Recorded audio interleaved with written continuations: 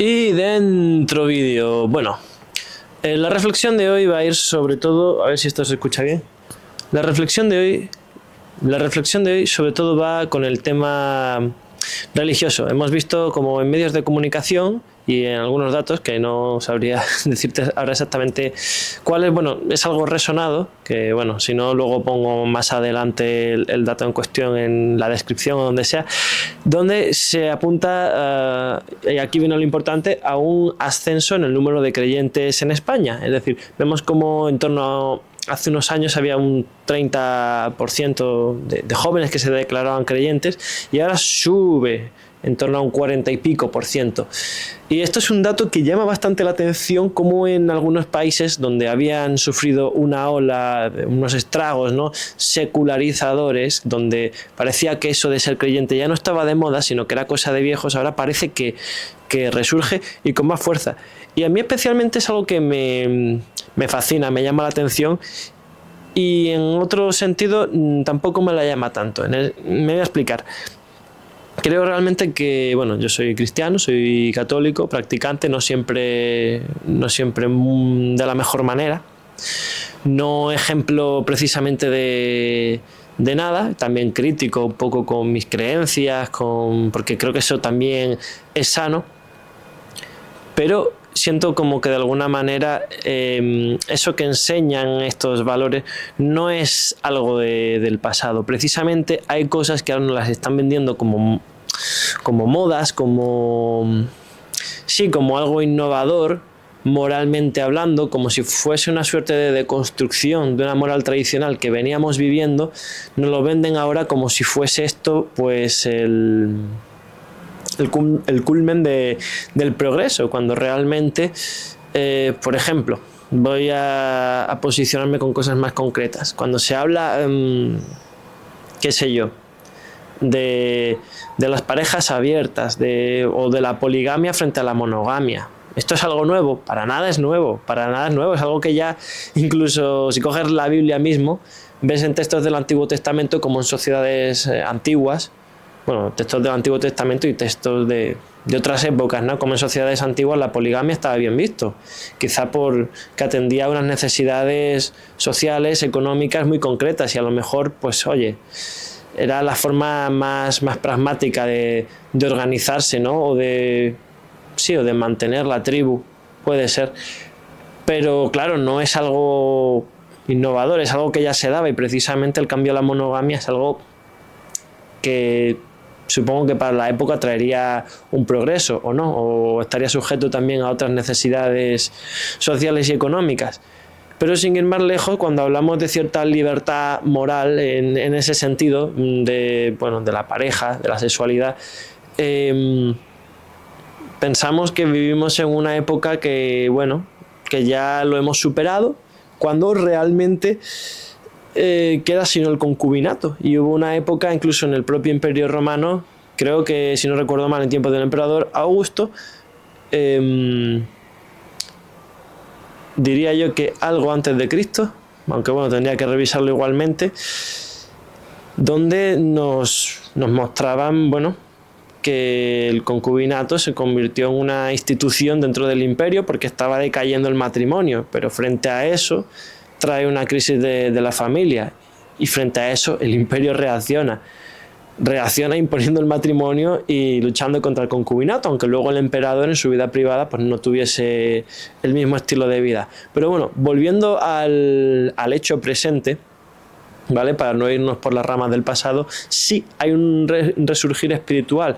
Me sorprende, sí, positivamente, pero en parte no. En parte yo creo que ha habido una sociedad en la que ha querido deconstruir todo, ¿no? Esta posmodernidad ha traído un discurso en el que ya no había verdades, no había lo que asentarse, y frente a eso pues la gente pierde su identidad, se siente vacío, y ese vacío de esa dimensión espiritual que tiene el ser humano, que por naturaleza lo es, pues ha querido llenarlo con 80.000 cosas distintas, con, por ejemplo, todo lo que es material, todo lo que son excesos también, todo lo que es el consumo, la droga, la sexualidad, todo lo que pueda dar placeres instantáneos, ¿no?, o en el corto plazo. ¿Qué es lo que pasa? Que al final la gente se ha hartado, ¿no? de estas dinámicas tan, sí, tan corrosivas, tan fluidas, tan poco estables. Entonces ahí surge una respuesta que el ser humano tiene ese deseo de la trascendencia, de las raíces, de lo permanente. Y frente a eso surge este tipo de reacción. Al fin y al cabo, muchos piensan que la historia es como una línea recta, que sigue un progreso, pero no necesariamente es así.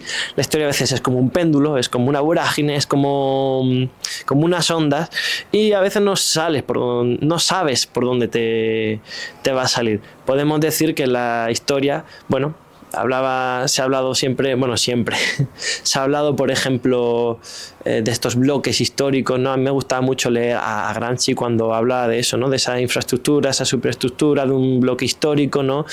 Y sí, se pueden hablar de bloques históricos, de momentos en los que hay pues un modelo de producción, un tipo de gobierno, un tipo de cultura, bueno, unos elementos infraestructurales y otros superestructurales. Pues bien, sí, pero que todo guarde una correlación entre sí y que siga una línea recta, pues no se sabe, ¿no? Porque por eso precisamente hay gente que dice, ¿cómo puede darse esto si estamos en pleno siglo XXI? Pero claro, en pleno siglo XXI, ¿respecto a qué? ¿Respecto a qué valores? ¿Que han pasado 21 siglos respecto al nacimiento de Cristo? Bueno, sí, han pasado 21 siglos respecto al nacimiento de Cristo, más o menos. Hay otros calendarios, hay otras formas de concebir el tiempo, su movimiento y el cambio de todas las cosas. Entonces, claro, esa idea de progreso se cae por sí sola porque los propios hechos nos demuestran otro tipo de cosas. Pero bueno, yendo al caso de que estamos aquí concretamente en España y que se está notando este repunte, también habría que ver qué tipo de espiritualidad es la que la gente busca. Porque claro, volver a lo que se estuvo dando durante un tiempo, que luego cayó porque la mentalidad cambió, no es la solución. No es la solución. En el corto plazo puede parecer que sí, puede venir una oleada reaccionaria en ese sentido y bueno, darte como una paz, una seguridad de que quieres afincarte a lo que ya tenías. Pero no tiene por qué ser eso precisamente la solución de los problemas, porque si eso cayó también fue porque tenían las contradicciones internas, y si esas contradicciones internas han llevado a la reacción que llevó esto, pues esta reacción de la reacción, si al final lleva a lo anterior, sería entrar en un círculo vicioso. Así que esto también es muy importante. ¿Por qué lo digo también? Porque en estos tiempos tan nihilistas, ¿no?, donde o hay muchos sentidos o ninguno, o las dos cosas a la vez, aunque suene muy raro, pues la gente no sabe por dónde pisar firme. Y claro, Europa principalmente, el mundo occidental, pero concretamente el europeo, está teniendo un problema con el tema del Islam. No es el único, ojo, no es el único y no creo que sea la única amenaza de Europa. No creo que sea tanto como muchas veces lo pintan ciertos medios más sensacionalistas de un lado más ultraconservador. Pero realmente hay quienes frente a eso pues se agarran a lo que tienen. Es decir, están creando una suerte de fe en base a un sentimiento real, a una vivencia profunda y radical, a un conocimiento radical de esa fe, o es simplemente otro instrumento más social, identitario, para crear una tribu urbana. Una tribu urbana, bueno, un sentimiento de pertenencia. Esto también es muy importante. Luego, por el otro, vivimos en una época en la que el pensamiento profundo, más reflexivo, más racional, ha entrado en crisis frente a la emoción, a lo instantáneo y a lo que se lleva en el momento. Y esto también da mucho que pensar, porque es cierto que ciertas espiritualidades que se han puesto muy de moda, especialmente en España, que es de donde yo soy y de lo que, bueno, voy a hablar más, como es lógico, han tenido su crítica. Tienen sus cosas buenas, por ejemplo, podemos hablar de estos fenómenos de Hakuna, Efetá, etcétera, de los cuales pues yo he conocido un poco, de forma quizá más superficial. En algunos casos pues he podido leer más de su contenido y conocer gente y estar en contacto con ciertas comunidades. Pero sí es cierto que hay una cosa buena. La cosa buena es arrastran gente. Eso es fundamental y les muestra un camino espiritual frente a un mundo que está decadente. Importante. Ahora bien, ¿quién no te dice que este sistema en parte de forma indirecta aproveche esto? ¿Y qué quiero decir con esto? Lo que quiero decir es que en tal caso no podría ser también un tipo de fe de consumo. Estamos en una sociedad que vive del consumismo, de lo inmediato, de las emociones, las sensaciones, y la fe también juega un papel relevante en eso. Entonces, ahí mi crítica es también ver qué tipo de fe está resurgiendo y qué alcance puede tener. Porque si simplemente es una fe que va a remolque de las dinámicas de consumo, de la producción y bueno, de cómo se mueve la sociedad hoy en día, simplemente será un subproducto más. Y claro, aquí voy un poquito más adelante, más al meollo de la situación. Yo creo que el mensaje cristiano, al menos como yo lo he entendido, tiene que tener una fuerte potencia transformadora. Tiene que ser un mensaje revolucionario en el sentido de que incide en la sociedad. Y ojo, esto también es política. Esto es política y muchas veces nos empecinamos en decir, no, yo vivo mi fe, pero la política es otra cosa. Y eso es otra trampa que quiere el sistema. Precisamente cuando uno es cristiano de forma radical, está involucrado en una transformación social. No puede compadrear, valga la expresión, con compadrear pues con la dinámica del sistema, con ese consumismo, con este capitalismo que al fin y al cabo es un modelo económico y social que es individualista, que es competitivo y que busca más el beneficio concreto e instantáneo de unos pocos frente a la creación de una comunidad viva, ¿no? De los lazos comunitarios y en aras de la justicia social, o al menos de su búsqueda. Entonces, aquí realmente, bueno, es lo que venía comentando. ¿Cuál es el mensaje o cuál es la propuesta que puede dar para que tenga una incidencia social? Si la hay, pues ojo, esto a lo mejor puede ser un punto de inflexión para algo que pueda de verdad aportar algo a la nación, pero a la humanidad también. Si no lo hay, pues no dejará de ser un producto más del sistema que se basa en hábitos de consumo, en sensaciones, de ahí lo capitalizan, lo rentabilizan, lo interiorizan y al final esta dinámica sigue creciendo. Y claro, podría ser como por ejemplo el típico caso de pues el Che Guevara, ¿no? Es un personaje revolucionario al cual luego el sistema lo ha interiorizado creando camisetas, creando merchandising, ¿no? Esto, pues eso es parte de mi reflexión, ¿no? Si todo este resurgir va encaminado a una revolución profunda, espiritual, moral, cultural, pero que eso empape las estructuras sociales, las económicas, la forma de guiar nuestro estilo de vida. Porque por otro lado temo que esta oleada sea capitalizada por un sector normalmente conservador, de una derecha neocon, alternativa, que vuelva con lo de siempre, a tirar de los valores tradicionales, de una idea de la patria, de la religión, un totum revolutum, pero para crear un cóctel identitario, y en este cóctel identitario pues capitalizar una serie de discursos que al final no son los que benefician al pueblo. Sí, pueden mantener una estructura, quizá la suya, pero a expensas de que incluso esa estructura pueda ser injusta. Entonces, ojito cuidado con lo que se viene. Y esto también es parte de mi reflexión, que ha abierto muchos melones, pero bueno, como este canal es cada loco con su tema, pues yo estoy con el mío. Y precisamente otra cosa que me ha llamado la atención es, viene mucha gente a espacios cristianos, católicos, de los que yo llevo formando parte muchos años, ¿no? No por ello soy mejor o peor, porque muchas veces mi formación ha sido nula o muy poca. Pero sí me llama la atención como que en estos tiempos muy de sensaciones, que ojo, pueden jugar a nuestro favor y se puede enfocar esta época, ¿no? Como una época más emocional y aprovecharla. Se puede aprovechar en muchos sentidos o redimensionar ese sentido de las emociones que a lo mejor antes no le habíamos visto, ¿no? Como especie, como humanidad. pero bien veo una potencial amenaza.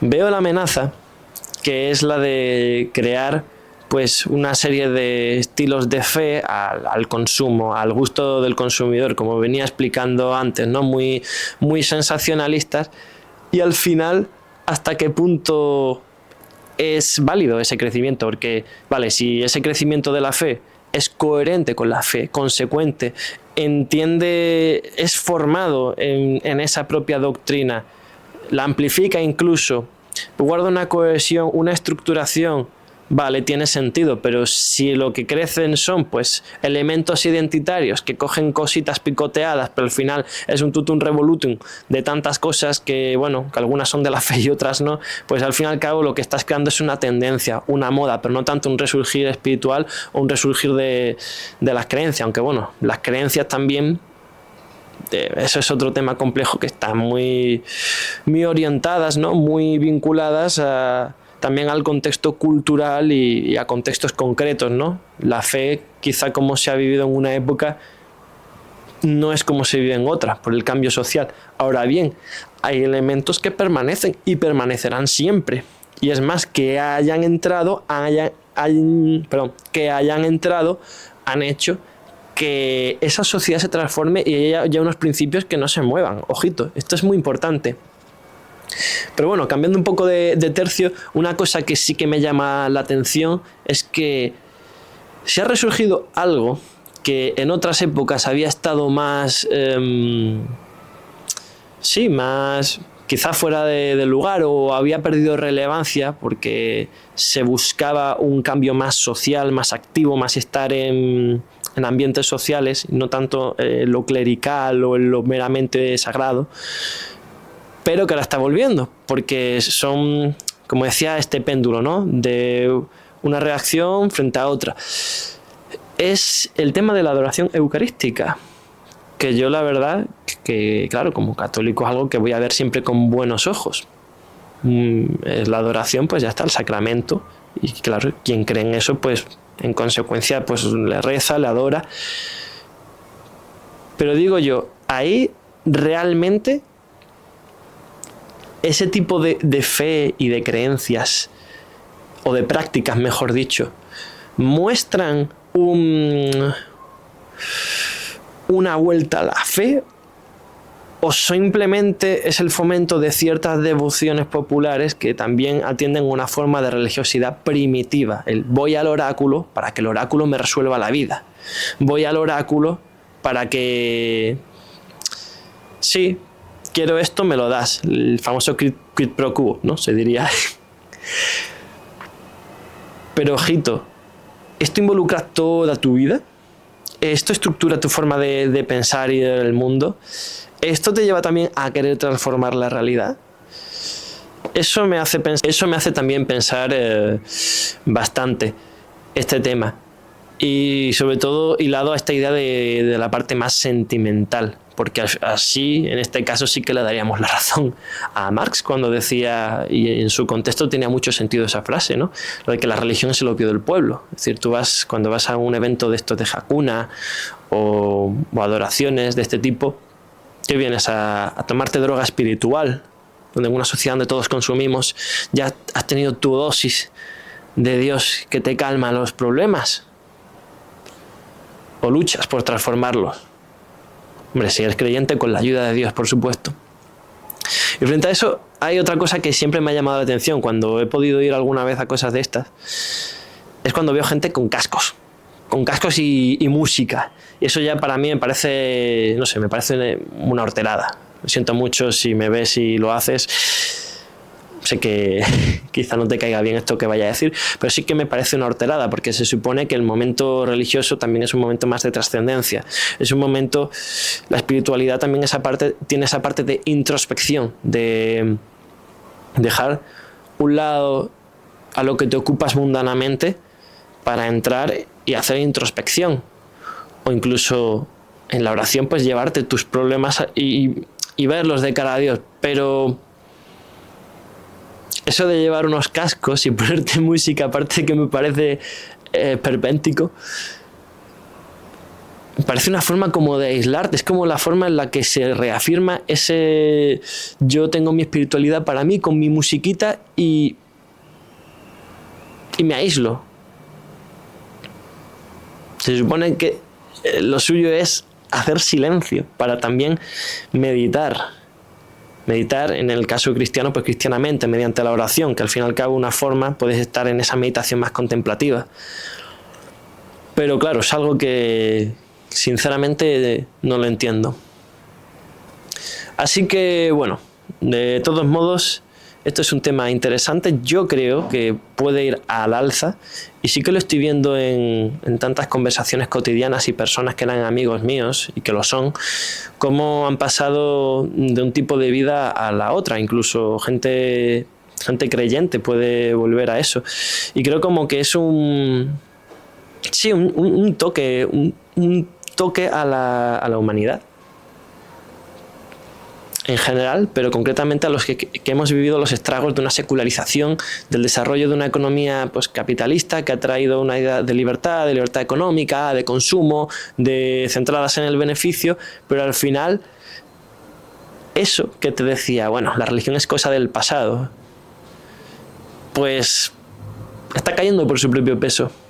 Quizá la religión pueda tener sus críticas, ¿no?, en cuanto a una estructura, en cuanto a fórmulas que han sido del pasado, efectivamente, pero nos está recordando que la espiritualidad es un elemento importante. ¿Que se puede disociar de las religiones? Sí, en ocasiones puede hacerse, pero realmente, ¿cómo podría decirlo? Las religiones contienen espiritualidad, las contienen. Hay quienes solo viven una vida meramente religiosa, pues si vives en una sociedad puramente religiosa, eso te lleva a formar parte de esa estructura social y a contemplar una serie de ritos, hábitos, pero puedes quitarles espiritualidad y hacerlo porque lo acepta la sociedad. Sí, puede ser y ha pasado. Pero siempre el elemento religioso contiene la espiritualidad. Entonces la gente está buscando esas respuestas que este mundo posmoderno desarrollado, consumista, no les ha dado, ha caído en sus propias contradicciones. Esas sectas esotéricas y esas corrientes de todo tipo intentaban explicarlo y hacer una síntesis de todo y no los ha dado.